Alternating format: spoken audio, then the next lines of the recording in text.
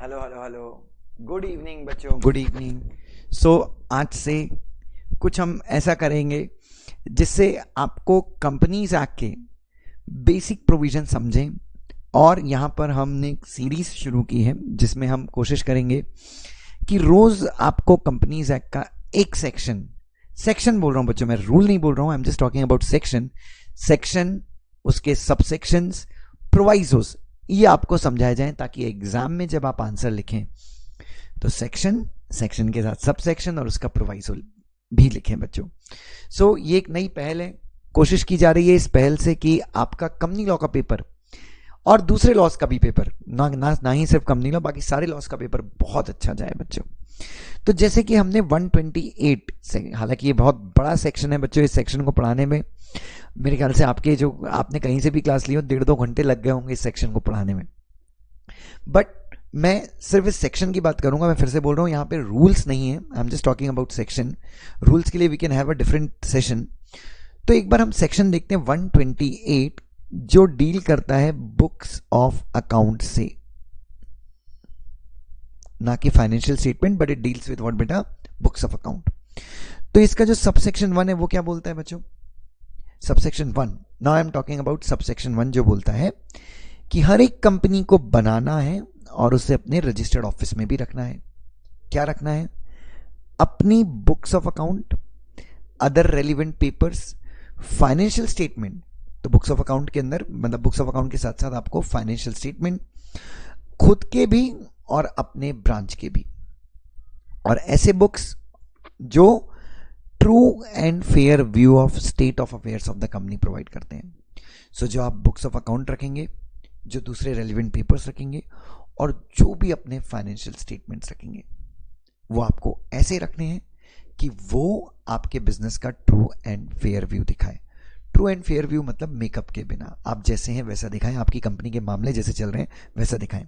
दूसरी चीज जो ये सेक्शन कहता है, book shall be kept on accrual basis, और डबल एंट्री सिस्टम के आधार पे आपको बुक्स मेंटेन करनी है।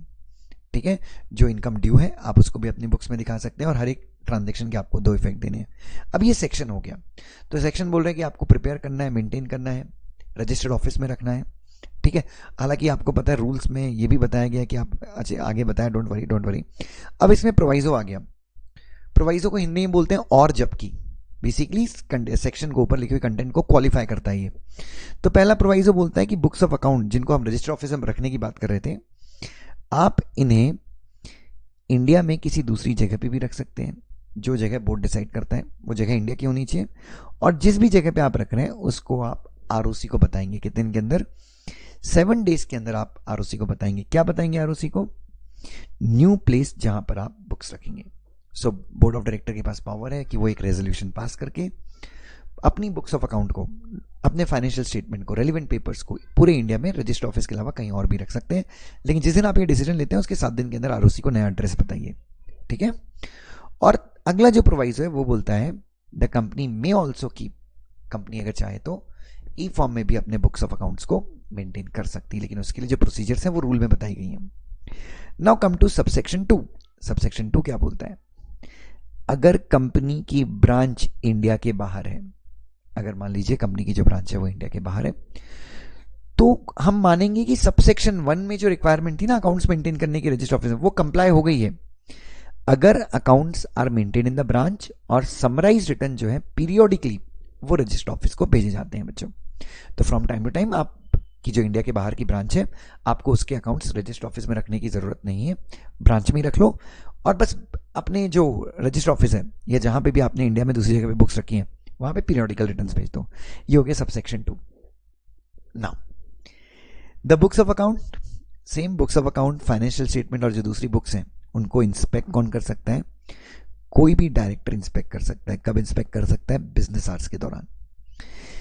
The information maintained outside India can also be given to director in the manner prescribed. तो रूल में बताया कि सॉरी, तो डायरेक्टर के पास एक, आप सबको पता है, एक पर्सनल राइट है इंस्पेक्शन करने का, और बिजनेस आवर्स के दौरान जो बुक्स ऑफ अकाउंट आपके बन रहे हैं जो अभी तक फाइनल नहीं हुए वो उनको इंस्पेक्ट कर सकता है। ठीक है, शेयर होल्डर को राइट नहीं दिया गया है बुक्स ऑफ अकाउंट को इंस्पेक्ट करने का।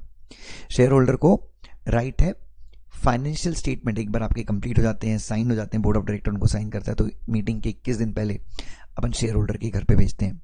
सेक्शन 136 है अगर मैं गलत नहीं हूं तो। नाउ तो बच्चों ध्यान देखिए, तो ये सेक्शन क्या बोलता है, बोर्ड ऑफ डायरेक्टर भी इंस्पेक्ट कर सकते हैं।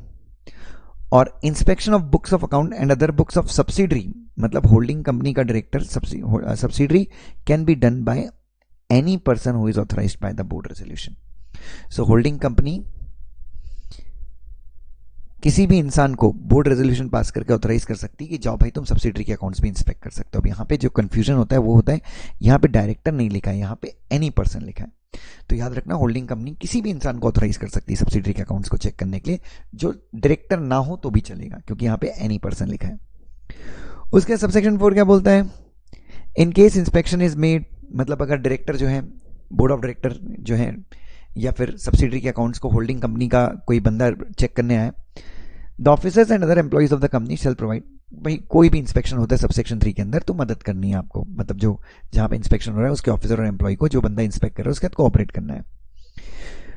1828 सबसेक्शन 5 क्या बोलता है, books of account shall be kept for a period of not less than 8 years, मतलब आपको पिछले 8 फाइनेंशियल ईयर्स के बुक्स ऑफ अकाउंट्स को आपको मेंटेन करना है बच्चों। ठीक है, अगर आप मान लो 2020-21 में हो अभी, तो यहां से पिछले 8 साल के बुक्स ऑफ अकाउंट्स को आपको रजिस्टर ऑफिस में मेंटेन करना है, या फिर किसी और जगह पे जहां पे आप सबसेक्शन 1 में अपन ने पढ़ा है। और अगर आपकी कंपनी 8 साल से कम के लिए एग्जिस्ट करती है, तो जितने पीरियड के लिए आपकी कंपनी एग्जिस्ट कर रही है उतने पीरियड के लिए आपको बुक्स ऑफ अकाउंट अपने पास मेंटेन करने हैं। और अगर आपके अगेंस्ट कोई इन्वेस्टिगेशन सेंट्रल गवर्नमेंट ने ऑर्डर की है, तो इस केस में सेंट्रल गवर्नमेंट आपको बोल सकती है 8 साल से ज्यादा पीरियड के लिए भी आपको बुक्स ऑफ अकाउंट मेंटेन करनी है। उसके बाद ये सेक्शन अगर कंप्लाई नहीं किया तो उसकी पनिशमेंट है 128 सबसेक्शन 6 में। सो बच्चों, ये सेक्शन नॉर्मली पढ़ाने में 2 घंटे, 1.5 से 2 घंटे, 2.5 घंटे भी लगते हैं कभी कभी, और ये सेक्शन की समरी हमने 7 मिनट 7 सेकंड में कंप्लीट की है। क्या आपको ये नया आइडिया पसंद आया, क्या आपको ये नया कंसेप्ट पसंद आया, जल्दी से बताइए। और इसको भी बच्चों, ये जो सेक्शन आप देख रहे हैं, सब सेक्शन देख रहे हैं, प्रोवाइजो देख रहे हैं, इनके ऊपर भी बहुत मेहनत करके इनको इजी वे में कन्वर्ट किया गया, और ये बेयर एक्ट है, समझ लीजिए एक प्रकार से easy bare act, Dushyant sir की बेयर एक्ट। सो कमेंट करके बताइएगा, did you like this series, love you so much, God bless you.